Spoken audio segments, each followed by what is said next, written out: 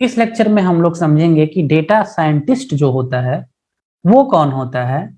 और आप लोगों ने सुना होगा डेटा इंजीनियर के बारे में और डेटा एनालिस्ट के बारे में। तो कैसे डेटा इंजीनियर और डेटा एनालिस्ट अलग होते हैं डेटा साइंटिस्ट से, ठीक है। वो समझने के लिए सबसे पहले मैं यहाँ पे लिखूंगा एक डेटा लाइफ साइकिल में इंपॉर्टेंट स्टेजेस क्या होते हैं, ठीक है। सबसे पहले डेटा क्रिएट होता है, ओके। क्रिएट होने के बाद डेटा को हम कहीं ना कहीं स्टोर करते हैं, ओके। स्टोर करने के बाद हम डेटा को एनालाइज करते हैं, डिफरेंट तरीके से एनालाइज करते हैं, वो हम बात करेंगे। एनालाइज करने के बाद हम डेटा को क्या करते हैं, आर्काइव करते हैं, मतलब कहीं ऐसे जगह पे रखते हैं जहां पे हमको बार बार उसकी जरूरत नहीं है, थोड़ा कम जरूरत है या कभी जरूरत पड़ सकती है, बट हमेशा जरूरत नहीं है। और अगर आर्काइविंग के बाद हमको डेटा की बिल्कुल जरूरत नहीं है तो हम डिलीट या पर्ज कर सकते हैं उसको, ओके। ये सब डिफरेंट स्टेजेस हो गया आपके डेटा के लाइफ साइकिल में। आप लिख सकते हो 1 2 3 4 एंड 5। अब सबसे पहला स्टेज जो क्रिएशन का स्टेज है वो कैसा है इसको समझते हैं। सबसे पहले मान लो आपने एक सोशल मीडिया पे कोई एक्टिविटी किया, मान लो आपने एक कमेंट किया या कुछ एक वीडियो पोस्ट किया या लाइक किया, तो वहां पे डेटा क्रिएट हो गया। मान लो आपने ऑनलाइन या ऑफलाइन कुछ शॉपिंग करी, कहीं पे कुछ खरीदा, ऑनलाइन ऑफलाइन फ्लिपकार्ट पे, किसी नियर बाय शॉपिंग स्टोर में जाके कुछ खरीदा, शॉपिंग हुआ, डेटा जनरेट हो गया क्योंकि ट्रांजैक्शन हुआ, क्या खरीदा, कितना खरीदा, राइट। और कहीं मान लो आपने कुछ और एक्टिविटीज की, जैसे ओला पे कुछ किया, उबर पे कुछ किया, कोई गेमिंग ऐप पे कोई गेम चलाया, बहुत तरह के सोर्सेज है जहां पे हम डेटा जनरेट करते हैं। ये पूरा चीज हो गया आपका डेटा जनरेशन, ओके। एक बार डेटा जनरेट हो गया तो इसको स्टोर करना पड़ेगा, ठीक है। डेटा जनरेशन से स्टोरेज के बीच का जो रिस्पॉन्सिबिलिटी हैंडल करते हैं उनको हम लोग बोलते हैं data engineers, okay. Data engineers. Creation नहीं, क्रिएशन जब डेटा का हो गया उसके बाद डेटा को हम स्टोर करने का जो टोटल रिस्पॉन्सिबिलिटी है, अब आप समझो कितने तरीके से डेटा जनरेट हो रहा है, कितने तरीके से डेटा आ रहा है, वो सभी डेटा को प्रॉपर फॉर्मेटिंग करके स्टोर करना, एक जगह पे रखना, ये सारा काम किनका है, डेटा इंजीनियर का, ओके। तो स्टेप नंबर 2 यहां तक कवर हो गया। अब जो मेजर कंफ्यूजन लोगों को आता है वो ये आता है कि डेटा एनालिसिस के अंदर, ठीक है, दो रोल हमेशा हम लोग सुनते हैं। एक रोल को बोलते हैं डेटा एनालिस्ट और दूसरे को बोलते हैं डेटा साइंटिस्ट। इन दोनों में क्या अंतर है, डेटा एनालिस्ट और एक को बोलते हैं डेटा साइंटिस्ट, इन दोनों में क्या अंतर है हम समझने की कोशिश करते हैं। चलिए एग्जांपल लेते हैं, बेसिक एग्जांपल।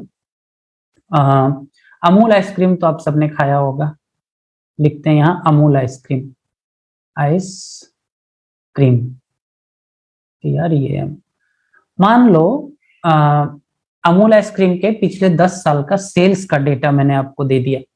अभी 2022 है, 2012 से 2022 तक का 10 साल का सेल्स का डेटा दे दिया।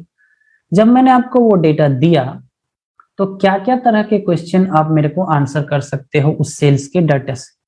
सबसे पहला मैं आपसे अगर पूछूं what was the sales last year, obviously आप मेरे को आंसर कर सकते हो क्योंकि आपके पास 10 साल का डेटा है, right. What was the sales last year, 2022 में हम लोग अभी हैं, 2021 में कितना सेल्स हुआ, आप तुरंत डेट का रेंज डालोगे, डेटा दे दोगे मेरे को, फाइन। दूसरा आप मेरे को बता सकते हो कि what was the gap from the expected sales, ठीक है। What was the gap from the expected sales. मैं आपको अगर बोलूं कि एक्सपेक्टेड सेल्स जो था 2021 का वो 100 यूनिट्स था, बट आइसक्रीम जो बिका वो 90 यूनिट्स ही बिका, तो आप मेरे को बोल सकते हो कि ओके एक्सपेक्टेशन 100 का था क्या, बट सेल्स तो 90 ही है, तो 10 यूनिट्स जो है वो एक्सपेक्टेशन गैप है। अब ये एक्सपेक्टेशन गैप क्यों है, मान लो इस सेल्स डेटा के साथ आपके पास वेदर डेटा भी है, ठीक है, वेदर का डेटा। तो आप वेदर के डेटा को जब एनालाइज कर रहे हो तो आप देख रहे हो कि टेम्परेचर जो है ना, temperature dropped early, okay, early than expectation. मतलब अमूल ये सोच रही थी एज ए ऑर्गेनाइजेशन कि ठंड आने में सितंबर अक्टूबर ऐसा हो जाएगा, बट पिछले साल ठंड जो है वो मान लो जुलाई या अगस्त से ही थोड़ी थोड़ी ठंड आ गई। ठंड आएगा तो आइसक्रीम का सेल डाउन होगा ऑब्वियसली। तो यहाँ पे हम लोग दो क्वेश्चन समझने की कोशिश कर रहे हैं, आप ध्यान से समझो, बहुत इंपॉर्टेंट है ये। What happened, okay, what happened. आप अगर क्वेश्चन नंबर 1 और 2 को देखोगे, ये दोनों एग्जाम्पल है कि व्हाट हैपेंड का क्या हुआ, सेल्स क्या था, ठीक है, सेल्स ड्रॉप हो गया, ठीक है। और एक क्वेश्चन का आप यहाँ पे आंसर कर सकते हो, आंसर करने के लिए आप कैपेबल हो कि why it happened, what happened and why it happened. दो क्वेश्चन का आप आंसर कर सकते हो। ये हुआ, सेल्स ड्रॉप हुआ, क्यों हुआ? क्योंकि भाई टेम्परेचर जो है वो पहले से कम हो गया, ठंड पहले आ गई। यहाँ पे जितना भी चीज हम डिस्कस कर रहे हैं, ये सभी चीज जिस अम्ब्रेला में आएगा उसको हम लोग बोलते हैं डेटा एनालिस्ट। डेटा एनालिस्ट का क्या काम है? क्या हुआ, क्यों हुआ, कैसे हुआ, उन चीजों को समझना।